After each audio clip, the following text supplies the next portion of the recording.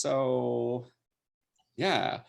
Hello, everybody. We are at the top of the hour, and I'd like to call this February 17th regular Budget and Finance meeting to order. Do I hear a motion for adoption of the agenda? So moved.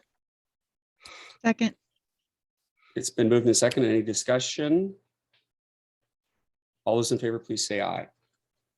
Aye. Aye. The ayes have it. Thank you. And Director Vaughn, please, I think the floor is yours to start off here. Thank you, new budget chair, Tom French. So I'm going to go ahead and share just to walk through. We always kind of start the director's report and we go over our dashboard. So I'm going to go ahead and share my screen. And is everybody able to see the dashboard at this point? Yes. Okay. Yes, thank you. So I'm just going to walk down. So just in general, I want to say that that a couple things to start. When the budget for 2021-22 was adopted, it was very lean because we were just 2020 was we were right in the middle of the start of what we didn't know was the start of COVID. And so in the pandemic. And so we built this on the revenue side and the expenditure side to be very, very tight. And as we go through this, I just want you to keep that in mind, that a lot of these departments are all showing just at the quick view of green, with a couple exceptions here. And so I just want to make that note before we go in to start talking about these individually. So the ARPA Fiscal Recovery Fund, actually, this is a new one that we just recently adopted as part of our mid-biennial budget review, added that fund separately. And so, and adopted a very small, a smaller expenditure amount. So for the newer council members, I'm going to tell you that on the front, it's the quick visuals, and then all of the actual numbers are on the second page, and we will get to those on the back side of the two-page document. So going down, everything is within green, everything is on target, under the 50% mark. And then we go down to environmental services, and this is the tree account. That's the main thing within that account. And we did just complete a budget amendment within there to adjust for that, and we still are not quite on target. So we are going to have to revisit that with another department and moving forward. Going down the list, the lakefront property, that is showing at 74%. However, that's a one-time purchase. And the one thing, the couple of items there that I want to just pause and state is that we still have the 2 reimbursement grants, so that we're also going to have to pay the interfund loan. We're going to have to pay those back to the sewer capital fund, of which is where we borrowed the money from, in order to have those funds for the reimbursable grants. I will say that as of I think it was the 15th, we did receive the Department of Commerce grant into our bank account. And so now we are just waiting we still have the RCO yet to receive. So we are on target, as we had originally discussed, of hoping to have those funds in the bank within the first quarter. Going down to legal, right below that, we've had a couple years of a very larger legal budget, but it's been because of the CARES. ARPA has been very demanding on our legal, as far as contracts, as far as reading through all the language, assisting with all of the legalities within the confinements of the Recovery Act. The Town Center Code, that was at the beginning of 2021 when we were finishing that, and she was very, our Attorney Pratt was very involved in meetings and in all of the revisions. The levy, there was some legal review there. The lakefront property, which is a one-time purchase, some additional planning items and sound transit, to name a few, in addition to all of the regular operating. So that we don't believe that ongoing we're going to have there's going to be an issue with the legal moving forward, like in the next budget, but it's something that definitely has been out of the norm for a couple years now. Can I make one point? Yes. We have our attorney's office, their billing agency is breaking out all of the work that they've done on our behalf for ARPA, for drafting these contracts, reviewing the reimbursements, and we can pay ourselves back for that portion. So we will be doing that at a future time as well. Which I will also say that was something that we did also complete through the CARES. We've done that on both of those. And then walking down the municipal court, municipal services, parks, planning, police, police technology. This is just slightly over budget, and they purchased. So the one item that was put into the adopted budget was police tasers. And so they purchased about half of those tasers in 2021, and then they will purchase the remainder of them this year. So those are capital one-time costs per se, not necessarily an operational, which is how this document is set up in order to trigger of whether we're on target or trending over. And then going down to the prosecutor, public defender, that's at 27%. The 46% for sewer, street maintenance and street operations are within the green. Surface water and the traffic cameras. And the traffic cameras, this is the expense side. So then walking down, actually, Budget Chair, do you want me to pause for questions, or do you want me to continue and keep going through the whole document first? Thank you, Director Vaughn. I think it'd be a good idea for us just to pause for a second for people to kind of, get up to speed here a little bit.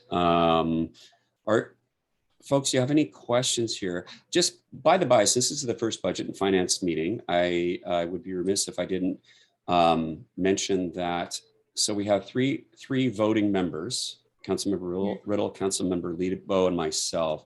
So just going forward, when there's somebody's making a motion, it needs to be one of the three of us, and as well as voting until we get into our specific budget deliberations. Just point of clarification there, and I apologize for not mentioning it before. And thank you for Mr. Hill for reminding me about that earlier. I forgot. Are there questions here about this? And just a little bit of history, very quickly. When the mayor and I arrived on the city council, the changes, the budget was very, very difficult to understand. And we've been trying to find throughout the years ways of making it more visible and more palatable and understandable by different groups, and particularly the public. And so this visual dashboard is something that's come about, I believe with Mr. Risha's tenure, and it's been quite effective for just a quick at a glance update every month. And so there you go. I mean, I think there's other visual ways we can present things down the line as well, but this has worked very effectively up till now. Any questions about the expense side of things here within this? Nope, seeing none. Well, thank you, Director Vaughn. Yes, Councilmember Lebo. Yeah, I just want to go, can you go back up to the title? It's not clear to me the period, because it says January 1st to December 31st. So does this represent I'm not quite sure about the period, because if you're halfway through, but it's for last year. Correct. We adopt on a biennial basis, so it is a 2-year budget. Okay, So, okay. yes, you are correct that we have completed 1 fiscal year, Okay, but because we adopt 2 years at a time, basically the on target would be a 50% mark at this point. okay, So, yeah, it's a 2, yeah. thank you. Thank you, Councilmember. It's a great question. I mean, because we shifted over to a biennial budget, a process here. Okay, I'm going to date myself here. I can't remember exactly when that was. It was a number of years ago. So, and this reporting is indicative of that. Any other questions on this topic? Okay, please, Director Vaughn. Thank you. Okay, so I'm going to scroll down. Within the general fund, there are some non-operating departments, the audit, and we have fallen into kind of an interesting audit cycle with all of the single federal audits that have been occurring. So actually, currently we are in the middle of a 2021 audit, or 2020 audit for financial and accountability. And those are standard. I just want to make a quick, they're normal. It's very normal to be audited. We are on a schedule every single year. We started this audit at, I guess it was mid-December, and due to the holidays and everything, they're still in the planning phases of that. Going down to the community programs, it's at 42.7%. And I will say that there were a couple of a little bit later invoices that came in. So that probably will go up within January. That just didn't quite make the open period cutoff. And I will actually take a little pause there and say the open period, these are things I don't want to assume. I want to take a minute to explain, and it's probably just a good refresher for everybody. The open period is a 20-day period where expenditures from the previous fiscal year, so expenditures that have incurred within 2021, are charged back to that fiscal year to try to keep your fiscal year as accurate as possible on the financials, but at a certain point you just have to cut it off and move forward. So sometimes, as much as you may try to make things as accurate as possible, at some point you do have to move on, and sometimes expenses from 2021 will fall into a 2022 fiscal year. But we do our best to charge all of those back to the appropriate fiscal year. And then the elections, that's an annual invoice. Moving down to emergency management, actually that is a little bit over, and that is because emergency management, if you remember, that is where we actually elected to charge some of that's where we put the CARES dollars, or the CARES funds, where we were incurring expenditures. And it's also where we were putting some of the ARPA. And so there are some expenditures within there that we probably we'll have a conversation with at the upcoming budget amendment in order to transfer some of those over. Memberships, most of those are an annual basis. So that is, they're a one-time cost. And then public health is just a hair over 50%. Director Vaughn, if I may, this is a great point. Could you talk a little bit about sort of annual expenses, insurance, memberships? Because sometimes there have been questions that have occurred where people have seen this big spike in expenditures and they, oh goodness. And could you talk to that, please? And yeah, absolutely. And so the January, that will be very apparent on probably on January's dashboard. So, and the big one is insurance. So we get our annual insurance bill, for an example, that does charge to quite a few different departments.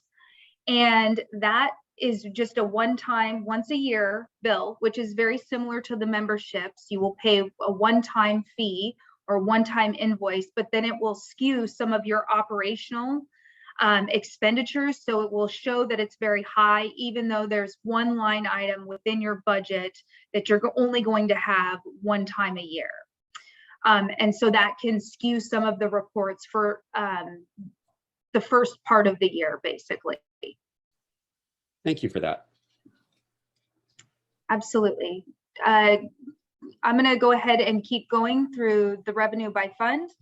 The ARPA Fiscal Recovery Fund, we set the budget at the 1.8 million and brought that in. Technically, the city has been allocated 2 tranches of those funds, but for 2021, we received the 1.8. That's what we were allocated, and that's what we've received. Going down to the Capital Improvement Fund, that is one of the big revenues within that fund is the REIT 1, and the general fund revenue is showing at about 57%. And I do also want to make sure that we make a note here that when we built this budget was built on a very conservative number. And then going down to the sewer utility, the street fund, some of those are just a little bit under. But the way that I look at that is you want to tie them back to the actual expenditures. So within the street fund, you go back and you look at some of the expenditures being maintenance in the street operations, and it's still tracking underneath those, even though the street fund isn't quite at the 50%. And then the surface water utility funds, those are going to come in. I'm just going to take a minute here to pause and say that the surface water, that follows property tax. So the city does receive some revenue on a monthly basis, but your large influxes of revenue are going to follow the property tax, being in the April, May-ish timeframe, and then October. So those won't follow exactly the operational target percentages. And then the transportation capital, I'm just going to take a minute to stop there and say that there's 2 very big, basically there's grants, and they're reimbursement grants that are what's large within that fund, and it's based around the roundabout. So we have a Transportation Improvement Board, which is a reimbursement grant, and then we also have a WASDOT grant on the revenue side. So that is why that is not trending quite yet, since that is still in design. Should I pause there or continue?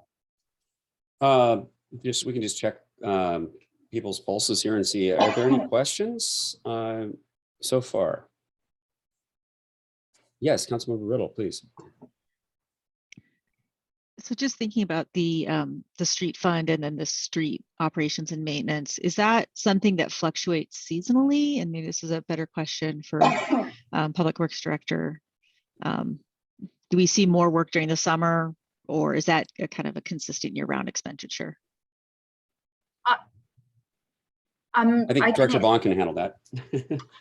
I'll go ahead and handle that. Okay. So for the street, the right of way, there's some things that are just not trending quite as the gas tax is a little bit lower, which goes into that fund. And then on the operational side, sometimes there's some more expenses that come through, and there are more seasonal, but then you also can have your winter expenses where you're stocking up on snow supplies, de-icer, and so it can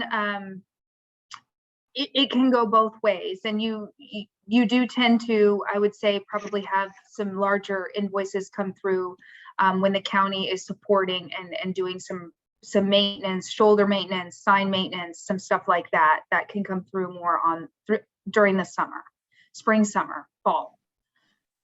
Yeah, thank you, Director Vaughn. Is there I- anything else that City Administrator Hill or public would want to add? Nope. I was No, just I going to mean- say, oh, go ahead. No, I Please, was Phil. just going to say that the expenditures obviously are seasonal with respect to roads. We do our overlays at one time during the year, and that's in the fall. So you'll see, and that's not on the revenue side, but on the expenditure side, you will see that large hit. There's currently an ADA ramp project being designed. I think there's 14 ramps. So you'll see that spike as well. So you'll see that. But like Lindsay said, there's the other reasons, gas tax, et cetera, for the lag in revenue. We had a number of years ago, our previous public works director, Mr. Zank, had the opportunity to encourage us to participate in an advance buying of a considerable amount of overlay, and got a very, very amazing price, discounted price. And so there was a big, the numbers were very skewed because of that. It was almost double what would have been expected. But that's, to Mr. Hill's point, these things can fluctuate quite seasonally, spike and come back down. Thank you. Yeah, thank you, Councilmember Riddle. Other questions or comments? Thank you, Director Vaughn. Please continue. Okay, so walking down to the capital projects. So I am going to take a minute, and I do know that this is an overview for all of the existing council members, but I do want to say that there is an asterisk on the first one, and that is because there is a very large, it's almost 3 million in budget that we are hoping to receive a grant for. Those funds have not been secured. That is the only number in our budget existing that is a number that we are hoping for construction dollars. Currently, L80 and 90 are in design, and we are working towards getting that designed. So hopefully we can secure grant dollars for the actual construction of those two culverts. And then going down, there's some additional, the Animal Acres Picnic Shelter, that should be complete. Going into the asphalt overlay, we do end up seeing, that's actually just shy of 600,000. We were able to do a lot more this fall. We had a larger budget to try to complete more roads. And that was due to the lag of not having anything done within the previous fiscal year because of the I-976, where within 2020, we couldn't do that in addition, because we didn't know if the vehicle license tabs were going to be allowable. Going down to L60, that is actually been completed. So, and then going down to the roundabout, SR 104, that project is actually is just starting up and is in a design phase for a 2022 construction. And I think I will pause there to make sure that there aren't any questions before moving to the next page. Just piggybacking on what Director Vaughn said, because of the vagaries of I-976 and the challenge in the courts, we put some of our programs on hold because our primary source of revenue for our overlay program is the Transportation Benefit District. And we won't go into the vagaries of that right now, but the details, I should say. But that is the primary source of revenue. It comes from the additional charge that is levied when you renew your tabs on your vehicle. And so because we were concerned that we might not be able to use those funds, we did not expend them very conservatively. And then that's why there was kind of this push, this surge, if you will, in the fall after the court decision upheld that those funds could be were viable for cities to use in this capacity. Questions? I see none. Thank you, Director Vaughn. So I'm going to walk down to the second page, and then so on the front there's the quick visual of where the percentages are at. And then on the back side are all the actual numbers that generate the graphs on the front. So if you're looking for the numbers, the details, that's where you will find it on the back side of the operating departments. So then I'm going to walk over and go over to the revenue by line item. And this is where we kind of pull out a couple that we have all discussed about kind of watching more individually. And this was through the pandemic. The business tax is over 50%. So that Lindsay, is. if you're Yes. showing something other than the graph, it's not showing up here. We're seeing Showing- Yeah, page for some one. reasons. We're seeing page one, not the backside. Yeah, Oh, it seems to have frozen. thank you for stopping me. Okay, let's try this again. There you go. Oh, There you Okay, go. there it is. Is the scrolling working? It is indeed. Thanks, Phil. Thank you for stopping me. Because Maybe that zoom it a little bit too. It's a little small.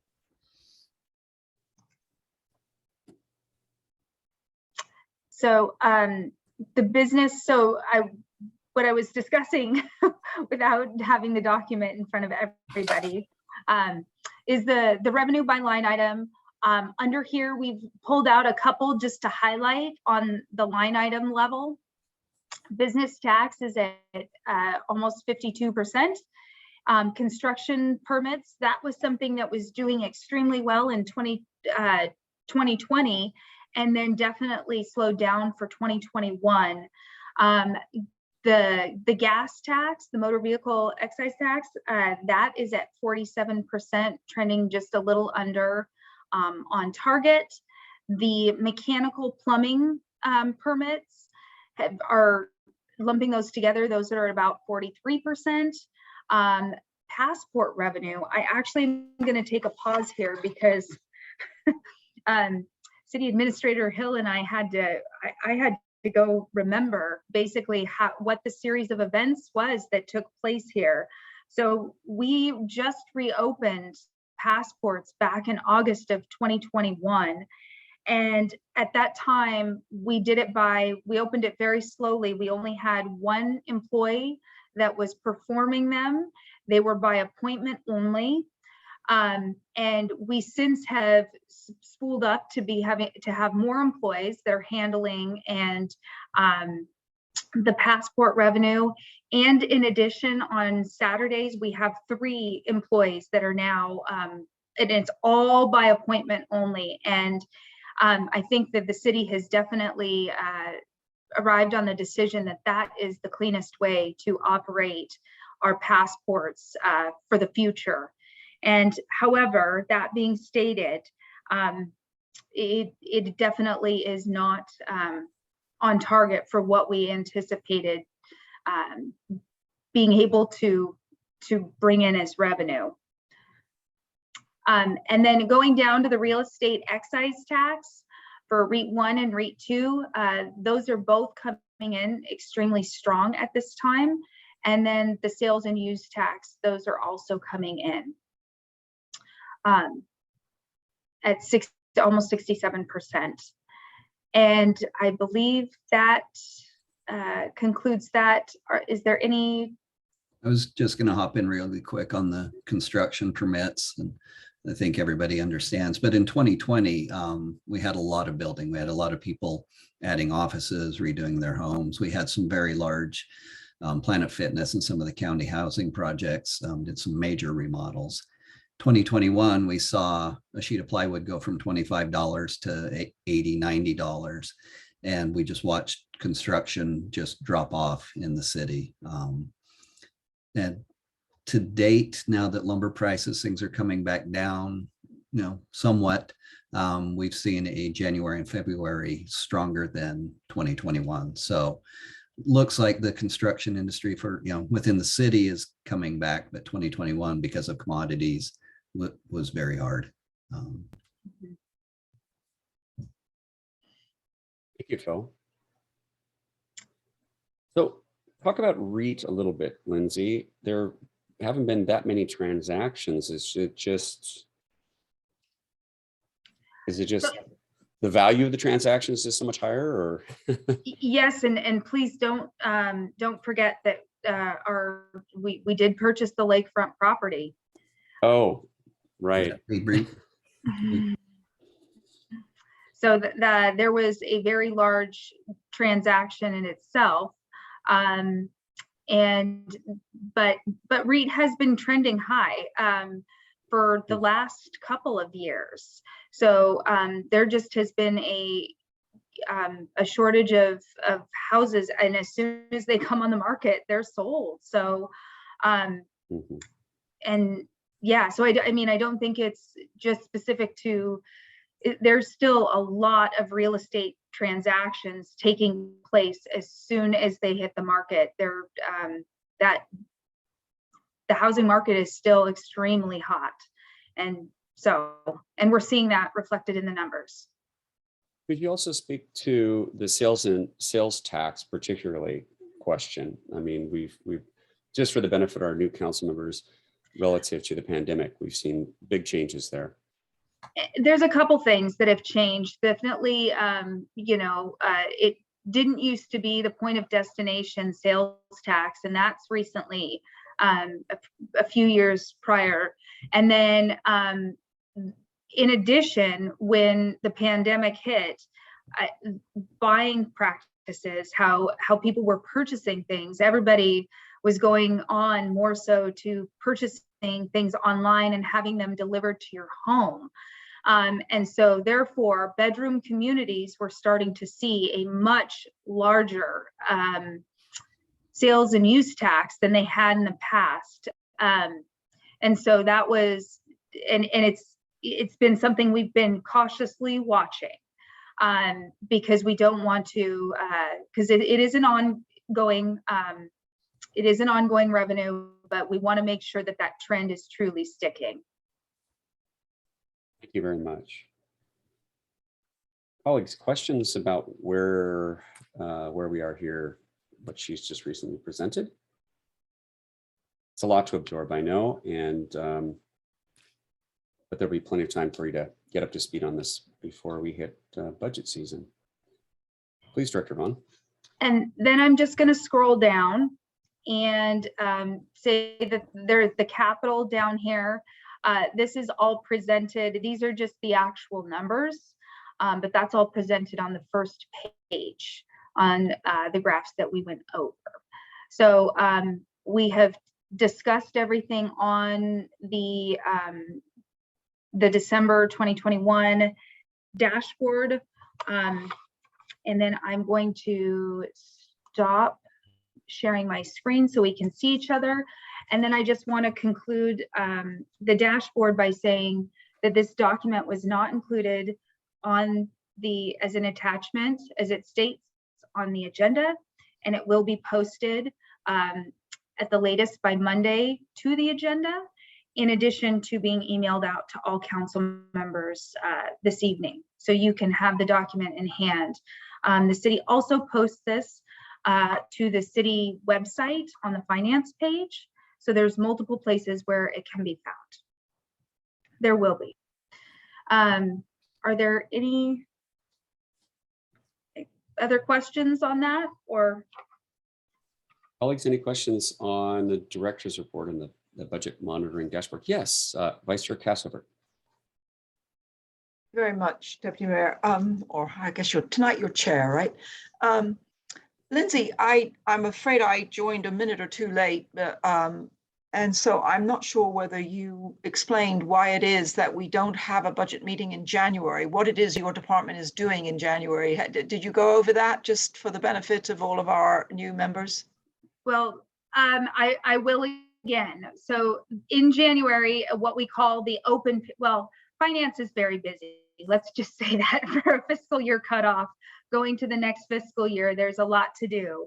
But on the accounts payable side, there's an open period, which is 20 days. And so you are allowed 20 days in order to receive additional invoices that are charged back to the 2021 fiscal year.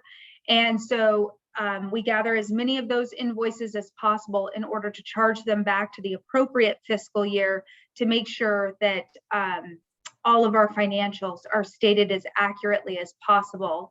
With that being said, we do the best we can, and then at a certain point, you have to cut it off and move forward.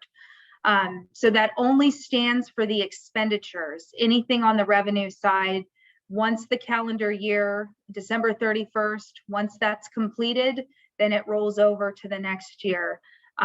There are very few exceptions, but that's pretty much the standard rule. So just to sort of wrap that up then, in January, you're busy doing that. And so it's not possible to be prepared for a council budget meeting. And that's why we're having the first one right now. So we have to have all of the account. Yes. So all of the, in addition, there's a couple things also. So in addition, you have all of those invoices that are needing to be paid and committed within your financial system in order to assist in generating accurate reports that assist in generating the dashboard. And so you have to allow that time frame to occur. And our first budget and finance within January, we don't even have all of the information entered and committed. So in fact, I'll be incredibly honest that even meeting the February's meeting is a lot of work for the department. So, but that is what has been set. And so we always try to get that fiscal year closed out. So basically every single year, the January budget and finance meeting, you will not see a December, a year-end close until at the earliest within February. That's typical. Okay, thank you. I just wanted to make sure that was clear to our new members. I appreciate that. Thank you. Thank you, Philippa. That's a great question. It's an important one as well. And I know just seeing the volume of paperwork coming across the team's desk, that there's a tremendous amount of work that goes on in that period of time, the open period. So thank you for the explanation and the question, Philippa. Let's see, any other questions on going back to the director's report or the budget monitoring dashboard, colleagues? Okay, moving along, we have purchasing policies and procedures for federal award standards. And we had a first touch on that earlier. I guess it was this week. It seems like a while ago. And Director Vaughn, please. So that is correct. And actually, we just have a place marker here on the budget and finance meeting in order to circle back to make sure there are no outstanding questions that may have come up after you've had some additional time to read and review the purchasing policies and procedures for the federal award standards. And so at this time, I would be happy to answer any additional questions. And if there are none, then we can. Colleagues, any questions on this topic? I think it's pretty straightforward, everyone. I mean, unless you have nuances that you need to discuss, essential for us to be compliant with federal regulations and bring our code up to speed. And Mr. Mayor, any thoughts? Is this towards, I don't have the agenda in front of me. Is this towards the end of the meeting then? No, not yet. I'll speak at the end. I have one quick little thing to say, so. Oh, please, we'll bookmark that. Thanks, Mayor. Okay, well, thank you, Director Vaughn. The quarterly budget amendment process. Okay. Item number 3. So item number 3, I have just a quick little PowerPoint to share. So let's make sure that everybody can see the PowerPoint, since I've already had an issue with that this evening. Okay, everybody can see the PowerPoint. So this is the budget amendment process. There we go. Okay, so walking to the first slide, I just want to say that first, administration, being the mayor and staff, prepare a budget amendment in order to bring it to council. And this is just kind of a quick little visual slide in order to present it for a discussion and review with city council to explain why the expenditures are increasing. A really easy one to understand is grants.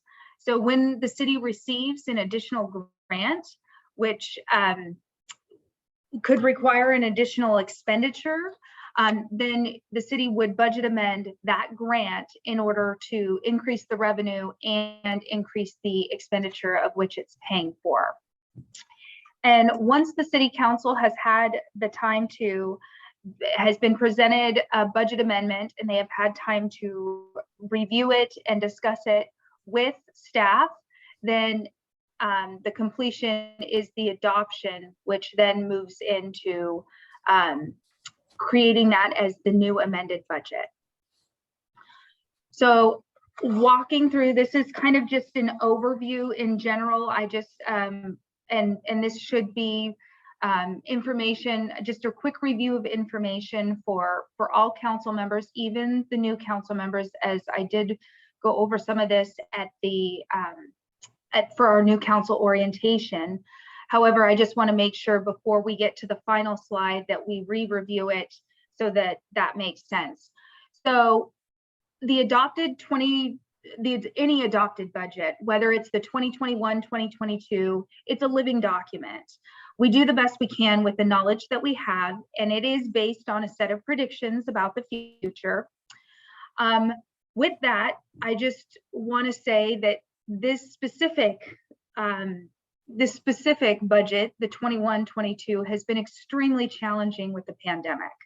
It was adopted on an extremely lean revenue and expenditures.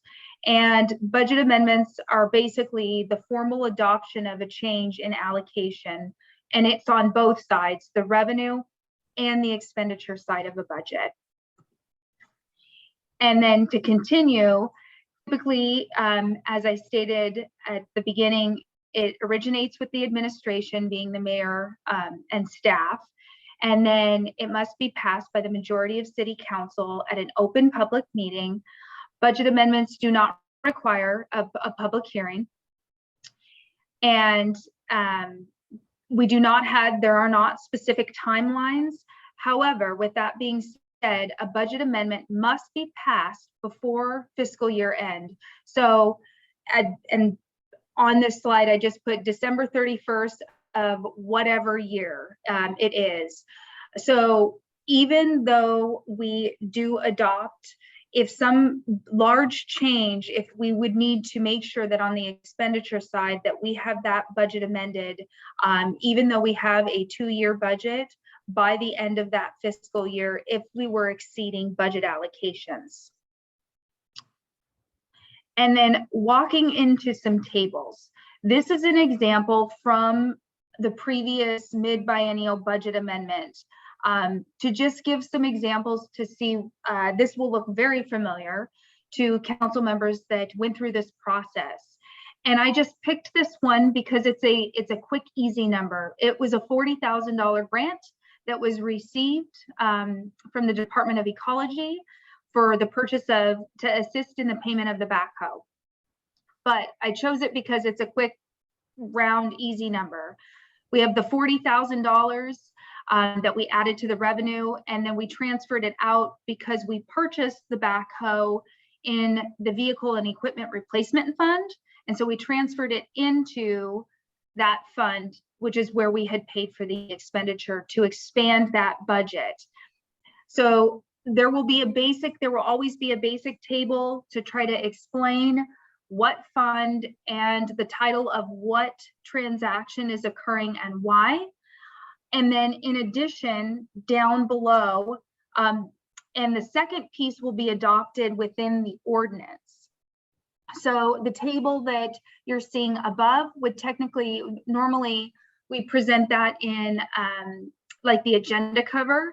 so that you can walk through it there. And then in addition, on the actual ordinance, it would present something like this because we adopt at the fund level. So you would have the fund number, the fund name, and then under the first column, it's the 2021-2022 adopted. And then I've added amended. So it's the adopted meaning, amended, meaning that it's not the original budget that was adopted. So if you went back and you referenced the city's original budget numbers, that these now have changed by the tune of $40,000. And so you can see on the revenue side, for the Surface Water Capital Fund and the Replacement Fund, the expansion of the $40,000 shown on the revenue side and the expenditure side. And then on the other, the second part, we move and we say the 2021 to 2022 proposed, because until City Council adopts it, it's what at that time is being requested to be adopted. And so then once council does agree and adopts that additional budget expansion, or change, I should say, then it would go, that new baseline would then go to the left side saying under the 2021 adopted amended, the numbers on now the right would become the left, and then we would expand it again by the next budget amendment. And at this time, that is the end of my overview. Actually, there's one more thing I want to state, that I will say through the budget amendment process, I will say that we are a small finance department, and I will say that the person preparing your budget amendments is your finance director. It's me. And I'm saying this because there's a bunch of operational things that have to take place and that we manage as department directors, in addition to trying to make sure that all of these come about. Historically, we've always aimed to try to do a couple budget amendments within like quarter cutoffs. But typically in the past, this city has only adopted a couple budget amendments within a fiscal year. And so with that being said, however, I will say that because when we built the adopted budget for 21-22, we also put the big disclaimer in there saying that it was extremely lean. So with that being said, that this budget had the potential to have a lot more, have more amendments because it was built so lean. And that being said, that's kind of been that's been the case. We've had to come forward and ask for amendments for things, smaller things than we typically would have had to ask, because we built it so cautiously because of the pandemic. And I believe that concludes my brief summary. I'm going to stop share just so we can see each other, but if we need to go back to the document, then we definitely will. Thank you, Director Vaughn. Councilmember Bodie, I think, has a question. It's really a follow-up to what our budget director, finance director, what's your title, Lindsay? A jack of all trades. What Lindsay just said. And that is that we did build the 21 to 22 budget very lean.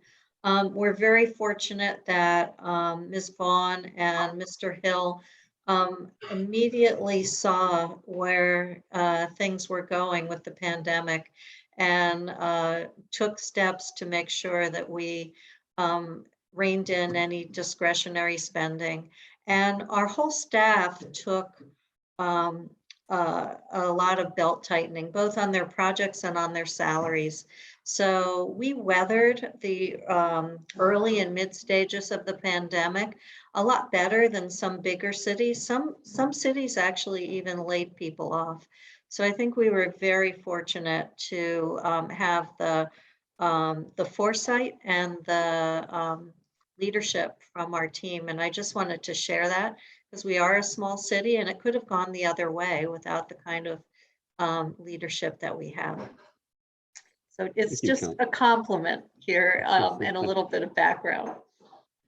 Well, thank you, Councilmember Bodie. And I think it also too, I'd echo those sentiments. I mean, throughout this pandemic, Lindsay and your team, you've been very transparent. The administration has been very transparent about that. We're keeping this very conservative and being very careful. And as such, there's going to have to be some changes down the line. And so my predecessor, Mr. Risha, had generally sort of encouraged us to aggregate things on, as Director Vaughn indicated, sort of on a couple times a year, basically. And I think that one of the reasons this conversation is happening is that my comfort level is more in a place of trying to do it a little bit, find a sweet spot so that we're not overburdening the person that's doing these writing these budget amendments, Director Vaughn and her team, but at the same time, making sure that we have real clarity and up-to-date information for the public and for ourselves and for the public. So, Mr. Hill, did you have anything to add to that about the frequency of budget amendments? No, I think you covered it. It's just that, one thing that we've seen in the past is, you do it once or twice a year. It leaves gaps in the story. People rely on these budgets, the public rely on the budget, that when they get online, what they see is at least fairly accurate. And if we wait until September of the year, we've got 9 months that have gone by, a lot of amendments have taken place, and it doesn't reflect on the website, and then you have to go dig through it.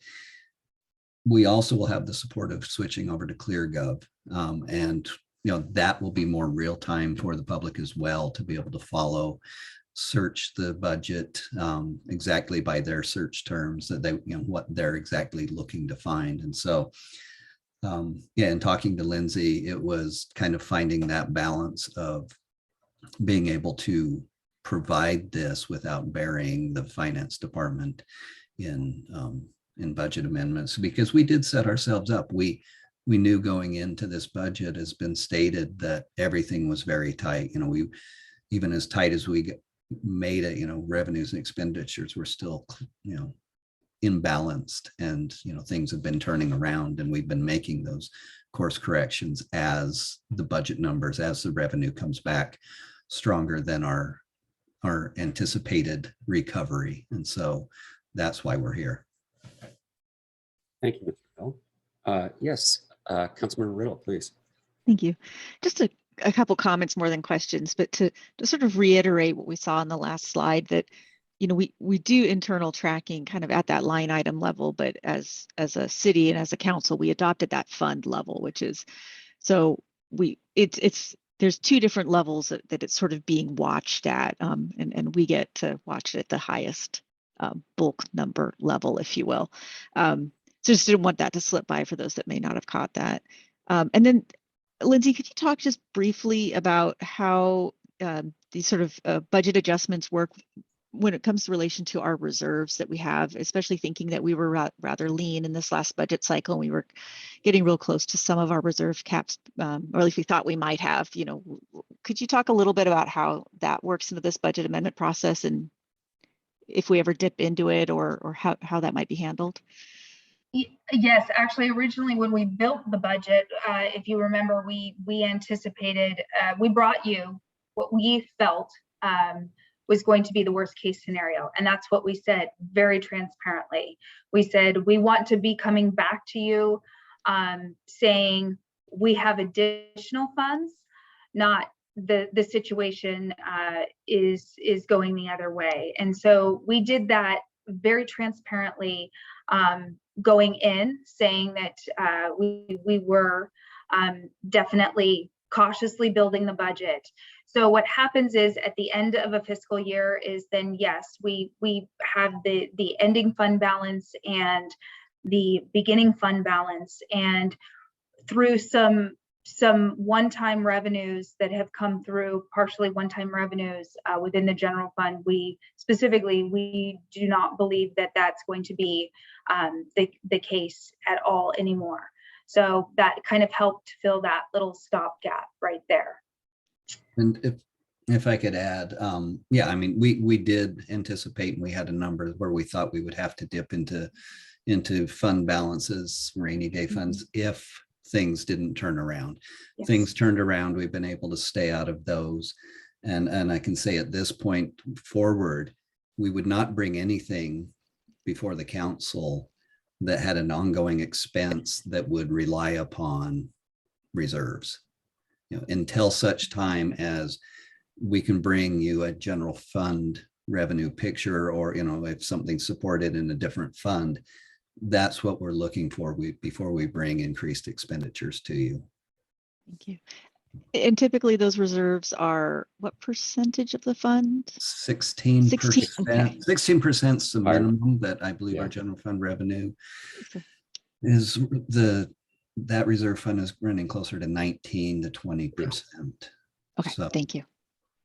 Thank you, Councilmember Riddle. And piggybacking on what Councilmember Bodie said earlier, we are where we are because of the incredible heavy lift that the administration did and the foresight that Director Vaughn and Mr. Hill did early on in the pandemic, as well as the hard work that previous councils did to kind of claw our way back from the previous terrible economy back 2007, 2008 on. And it was an uphill battle to get to a place where we've weathered this storm incredibly well.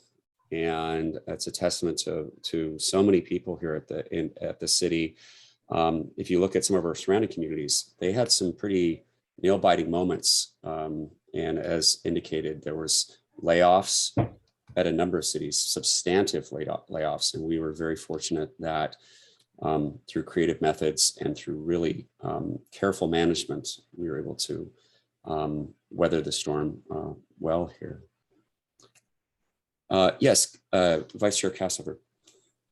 Thank you. I don't want to be a downer here, you guys, but let's not forget that we can only increase our revenue from property taxes by 1% a year, but we are facing a period of inflation here that's running at better than 5% and likely will for some time. So as well as we have done in weathering the first part of the pandemic, now we need to figure out how to weather a period of inflation.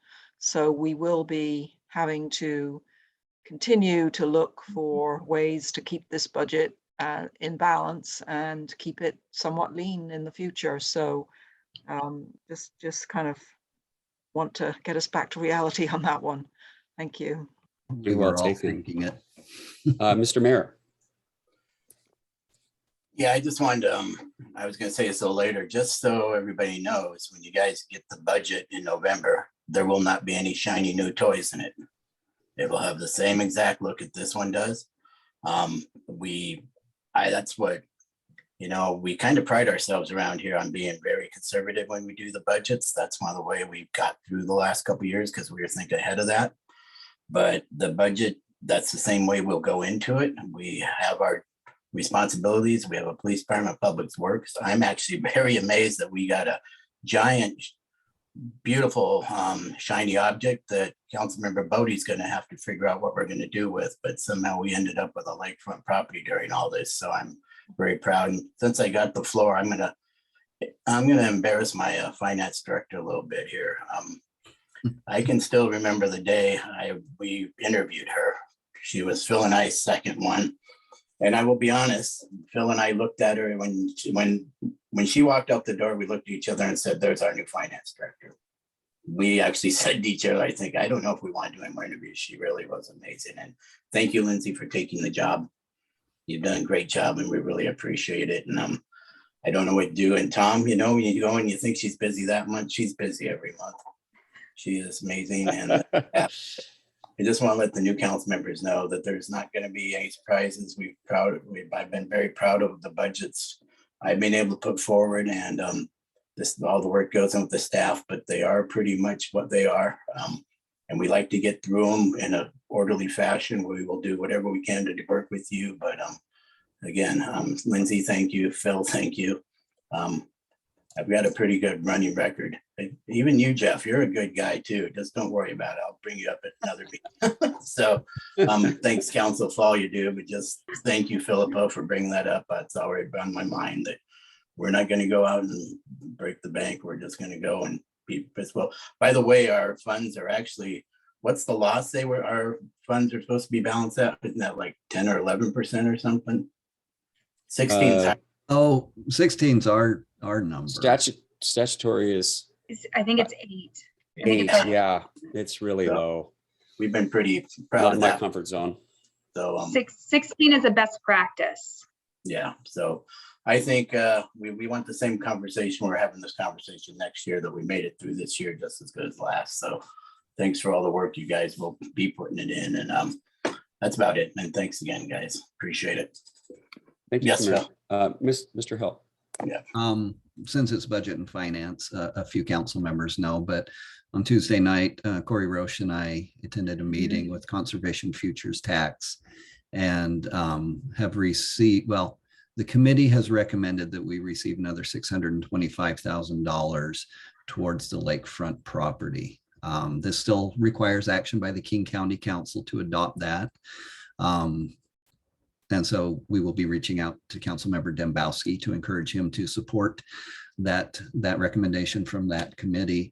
But our recommendation at a future budget amendment will be to put that money into the Strategic Opportunity Fund, which was recreated a few years ago, for opportunities like the park and for planning the park and moving projects along. So that was good news. We still have the hurdle of the King County Council's budget process to go through, but their committee is recommending that full funding. And as I understand it, Mr. Exciting. I just want to say it's very exciting because we have a Parks Board fully up and operating, and this can get us started on both the master planning and the significant community engagement we want to have. Thank you, Councilmember Bodie. It is my understanding, Mr. Hill, that generally, I think almost each time the recommendations from the board get put into effect by the county council. It doesn't mean that it can't change, but it seems like they've done a very listen to the board to make sure that those projects get funded. So thanks for everybody's efforts. Yeah, and that committee is very good at operating within their budget. I mean, a lot of these were unspent funds from other projects, and so they were then reallocated, and we benefited from it. That's very good news. Thank you so much, Mr. Hill. And was some of it unspent funds from some of our previous projects, Mr. Hill? Not ours. I don't know where they came from, but we're happy to sweep them. We leave nothing unspent. Somebody gives you money. We're happy to spend the money because we need it. Councilmember Riddle. I was just going to say, wasn't this the strategic fund originally funded at, what was it, 500,000? The initial we put in was 500,000. That was the seed money, and that was the 500,000 that we put towards the purchase of the property. Oh, the property. That's the right. other 4.5 million came from other sources. So, yeah, I think it's a good place for it, and it's a good policy to have in place and a good fund to have in place, because when things like this pop up, having that ability to react quickly was beneficial. I'd like to just make a quick comment. I'd like to thank Councilmember Wright for pushing that. He was working on that for a long time, and we all knew it was the right thing to do. And we were very happy when we got that through. So this is to Councilmember Wright. So thanks, John. Yeah, you bet. Well, thank you, Mayor. Colleagues, questions on that? We morphed out of the quarterly budget process, but amendment process, but there was a lot of good discussion here. I want to make sure that if anybody has any questions or comments. Okay. Well, if there's nothing else for on this, Director Vaughn, you look like you had a thought.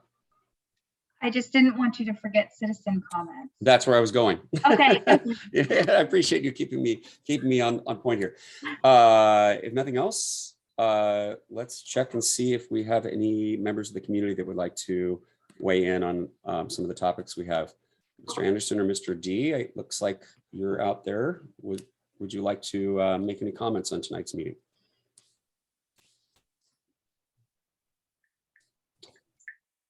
I'll give you guys a second to find your raise hand function, because like I said, they seem to keep moving it around on the various iterations of this, although it stayed consistent for the last 6 months or so. So that's positive. Okay, well, it looks like we don't have any citizen comments. Well, I just want to say in closing, thank you so much for all of you for being here tonight, and particularly to our new colleagues that are joining us. And don't feel too overwhelmed. You can feel a little overwhelmed because we all do it at some point. And hopefully as we go along through this process, we'll be able to impart some additional knowledge with you folks from our dedicated staff and talented staff about the process of the budget, as well as how some of these things came to be. So don't hesitate to reach out and ask if you have questions. And we've received some really good questions from folks via email as well. So thank you for those. Anything else? With that, do I hear a motion to adjourn from one of the committee members? So moved. It's been moved. Do I hear a second? Second. All those in favor, please say aye. Aye. Aye. Aye. I think we're adjourned. Thank you so much, Lindsay, Phil, and Mayor, and all of you. Have a great evening. And Jeff, take care. Thank you. See you soon. Thanks. Night. Bye. Nice.